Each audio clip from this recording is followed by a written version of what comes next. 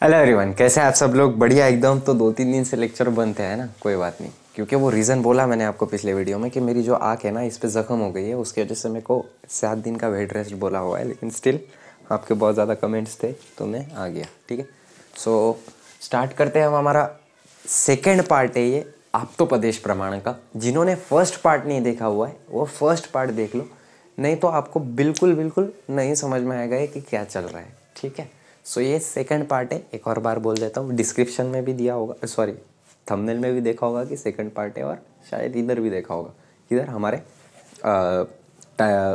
Title में भी। ठीक है, सो कोई नहीं, देख लेते हैं हम। तो व्याकरण अनुसार वाक्य भेद। अब हमने वाक्य देखा था, जिन्होंने अभी एक और बार बोल देता मैं, जिन्होंने नहीं देखा होगा पार्ट 1 आप्तोपदेश का, वो पार्ट 1 देख लो। ठीक है, इसके बाद पार्ट 3 भी आने वाला है। तो व्याकरण अनुसार भेद मतलब जो व्याकरण है उसके अनुसार भी वाक्य के कई भेद बनते हैं। वो भेद कौन से हैं? तो सदोष वाक्य और निर्दोष वाक्य। ठीक है, पहले हमने तर्क संग्रह के हिसाब से देखा था लौकिक और वैदिक, है ना। तो लौकिक में कौन थे? जो आप तो ने बोले हुए प्रमाण और अप्रमाण। वेराज वैदिक में क्या था? वैद के हिसाब से था, जो वैद्यों में लिखा हुआ है। यहाँ पर क्या देखने वाले हैं हम कि व्याकरण के अनुसार से, ग्रामर के हिसाब से वाक्य के टाइप्स कितने रहते हैं, मतलब वाक्य जो रहता है, जो सेंटेंस रहता है, उसके टाइप्स कितने रहते हैं? तो 2 रहते हैं। एक सदोष वाक्य। सदोष मतलब जिसमें कहीं ना कहीं प्रॉब्लम है, जो ग्रामेटिकली करेक्ट नहीं है, उनको हम क्या बोलते हैं? सदोष वाक्य। नाम से ही पता चल रहा है। और उसके बाद है निर्दोष वाक्य। अब सदोष वाक्य में भी कुछ टाइप्स गिरते हैं, वो सिर्फ आपको एक बार मेमोराइज कर लेना है, याद रखना है बस। लिखने की कोई ज़रूरत नहीं है, डिटेल में जाने की कोई ज़रूरत नहीं है। क्लियरली बोल रहा हूँ मैं NCISM के हिसाब से। ठीक है, ब्लूप्रिंट ऑलरेडी टेलीग्राम पे डाली हुई है, आप देख सकते हो। ठीक है, ब्लूप्रिंट के हिसाब से भी मैं पढ़ाता हूँ।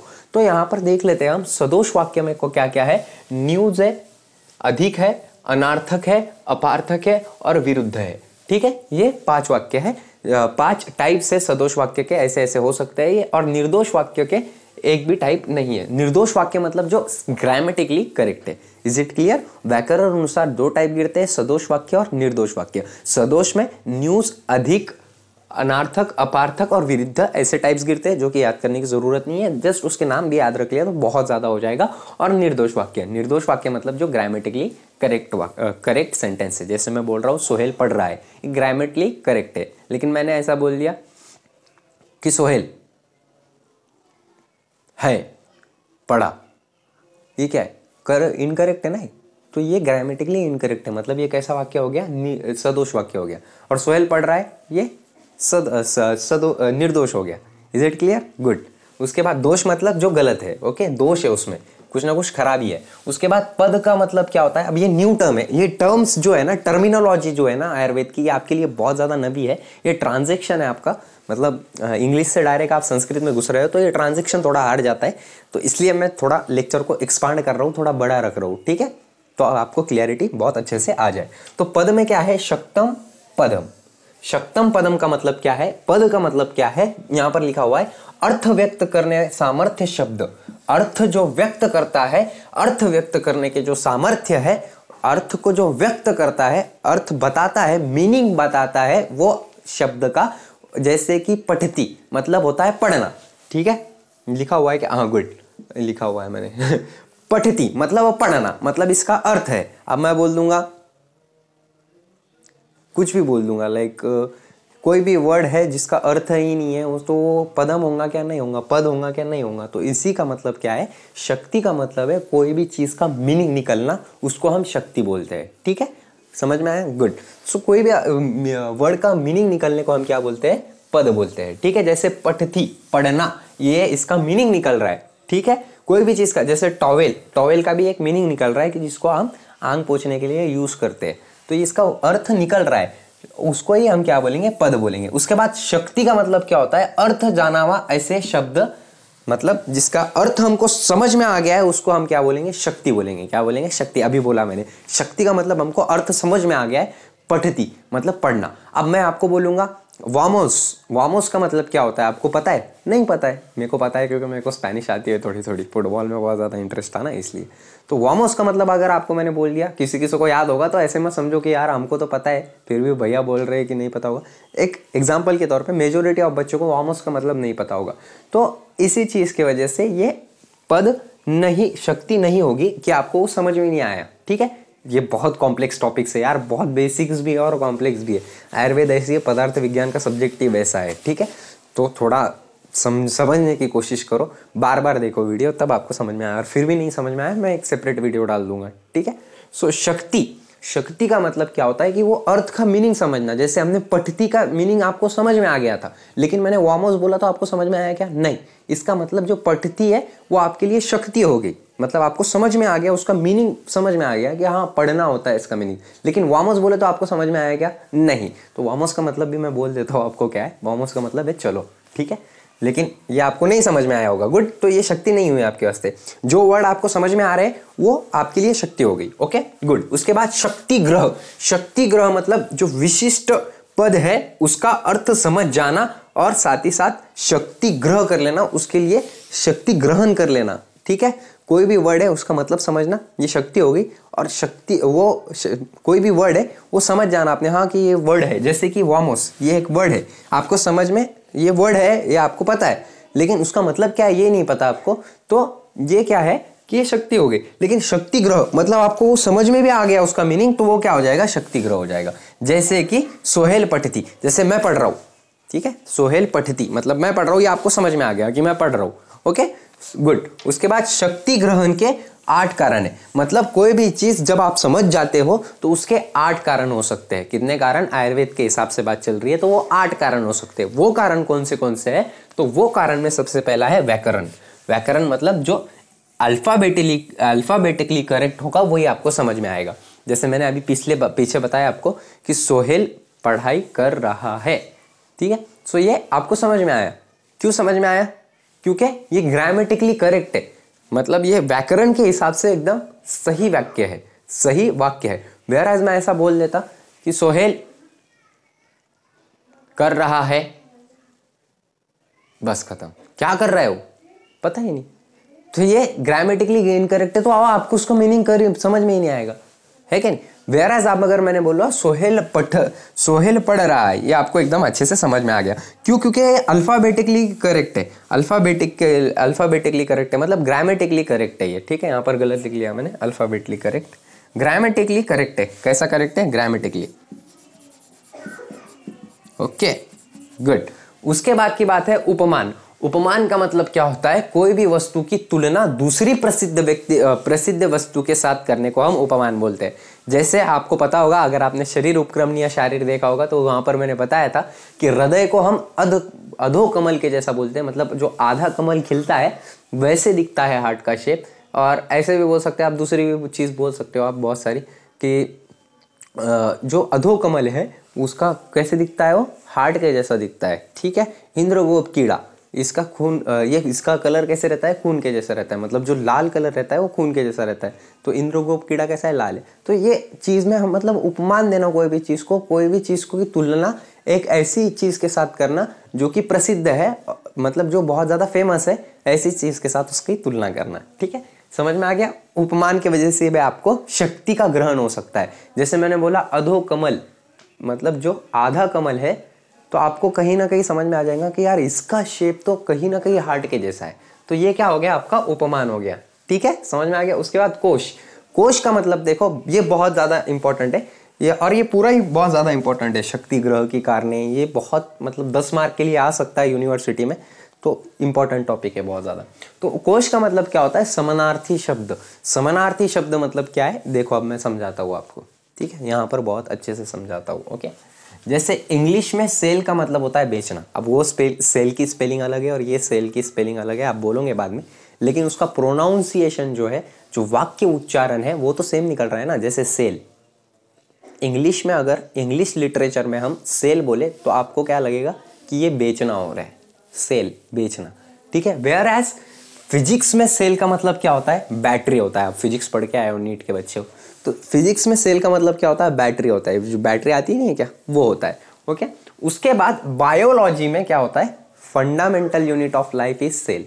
समझ में आ रहा है? थोड़ा डीप कंसेप्ट है, अगर आप अच्छे से बैठ के सुन रहे होंगे तो आपको मजा भी आ रहा होगा, आई थिंक सो।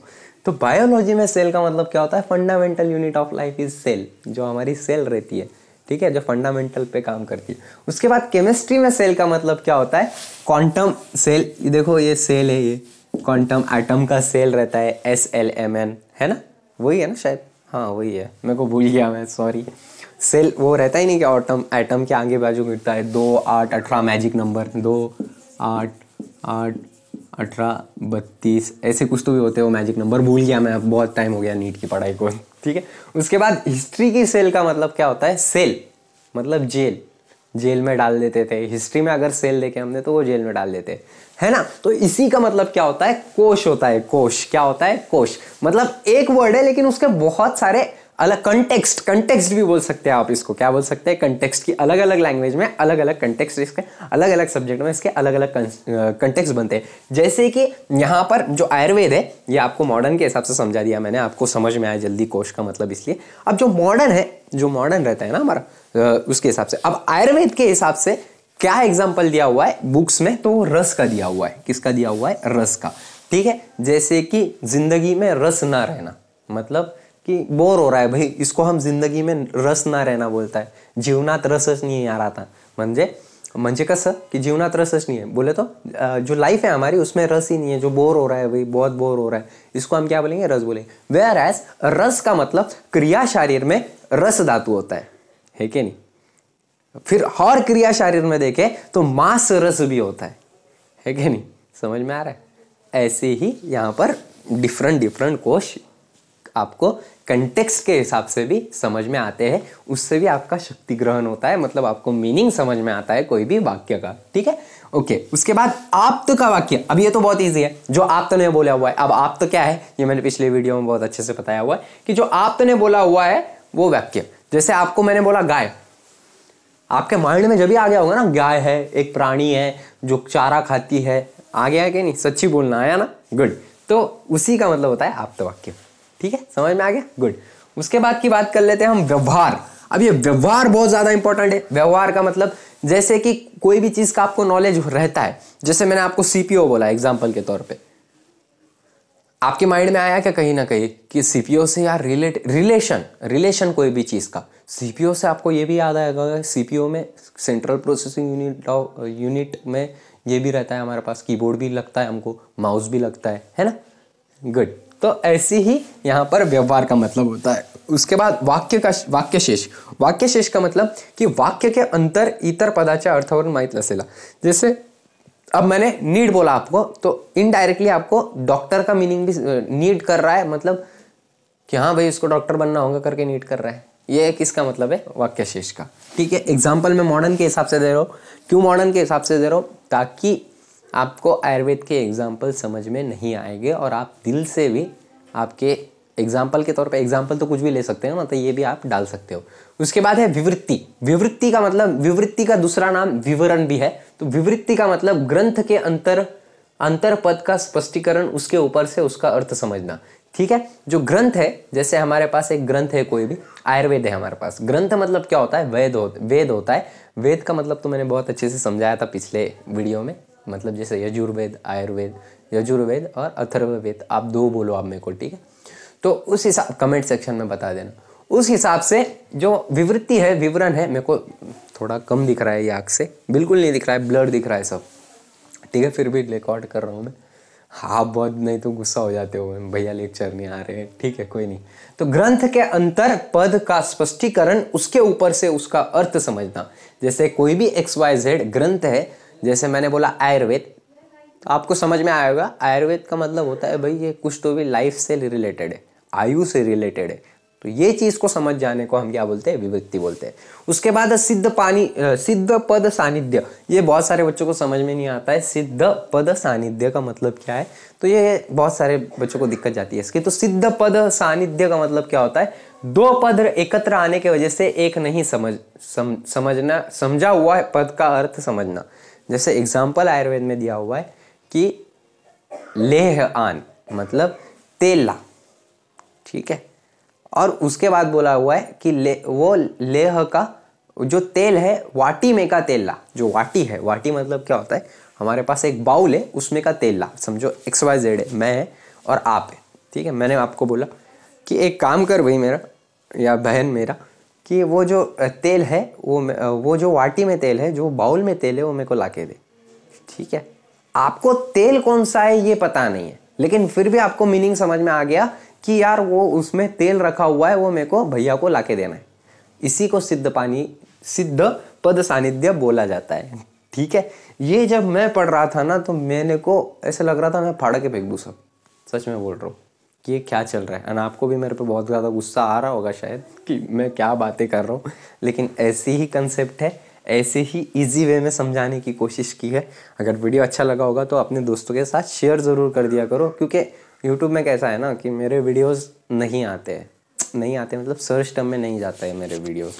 तो यही आपका ही काम है कि आप शेयर कर दिया करो आपके दोस्तों के साथ। ठीक है, सो इसके बाद का वीडियो, नेक्स्ट वीडियो अभी रिकॉर्ड करूँगा मैं और डाल दूँगा, और फिर शायद हमारा ये चैप्टर ख़त्म हो जाए या फिर इसका चौथा पार्ट भी बन सकता है। ठीक है, so thank you so much, have a great day और जय हिंद।